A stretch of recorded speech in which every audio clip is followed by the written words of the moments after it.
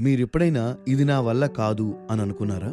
మీ కలను వదులుకున్నారా? ఏదైనా చేయలేను అని, అసాధ్యమని, జరగదు అని ఎప్పుడూ అనకూడదు. మానవుని పరిమితులు అతని మనసులో అతను సృష్టించుకున్నవి మాత్రమే. మీ ఆలోచనలు మార్చే ఒక కథ వినండి. కథ పేరు ఆకాశమే హద్దు. దక్షిణ భారతంలోని ఒక చిన్న గ్రామంలో అర్జున్ అనే యువకుడు ఉండేవాడు. అతనికి చిన్నప్పటి నుండి విమానాలు నడపాలని, ఆకాశంలో ఎగరాలనే కల. కానీ అతని గ్రామంలో విమానం అంటే ఏమిటో కూడా ఎవరికీ తెలియదు. పేదరికం, చదువుకునే అవకాశాలు లేకపోవడం అతని కలను మరింత దూరం చేశాయి. అర్జున్ తండ్రి రైతు.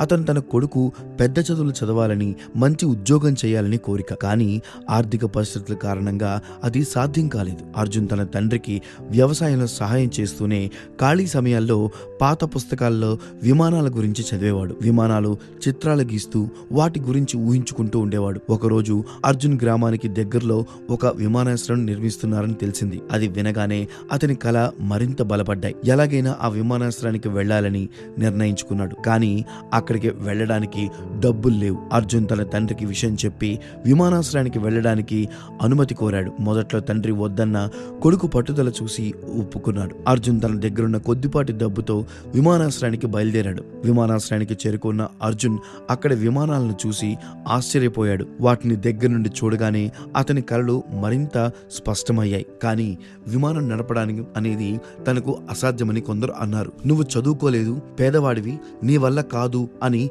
ఎగతాళి చేశారు. అర్జున్ మాత్రం వారి మాటలను పట్టించుకోలేదు. నేను చెయ్యలేను అనే మాట ఎప్పుడూ అనకూడదు అని తనలో తానే అనుకున్నాడు. విమానాశ్రయంలో పనిచేసే వారితో మాట్లాడి విమానాల గురించి తెలుసుకోవడానికి ప్రయత్నించాడు. అతని ఆసక్తిని చూసి కొందరు సహాయం చేయడానికి ముందుకొచ్చారు. అర్జున్ రోజు విమానాశ్రయానికి వెళ్లి విమానాల గురించి నేర్చుకునేవాడు.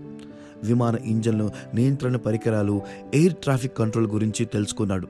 రాత్రింపవళ్లు కష్టపడి చదివి విమానానికి సంబంధించిన పుస్తకాలన్నీ చదివేశాడు. కొన్ని సంవత్సరాల తర్వాత అర్జున్ విమానం నడపడంలో నైపుణ్యం సాధించాడు.